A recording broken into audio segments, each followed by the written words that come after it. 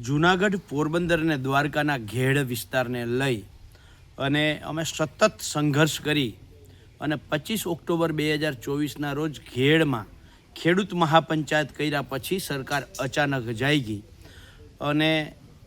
ફેબ્રુઆરી 2025 budget સત્રમાં સરકારે 1500 કરોડ રૂપિયા ફાળવવાની જાહેરાત તો કરી દીધી, પણ મને 2 દિવસ પહેલાં જે સરકારશ્રીનો કાગળ મળ્યો એમાં બહુ સ્પષ્ટ લખ્યું છે કે આ 1500 + 300 એટલે 1800 કરોડની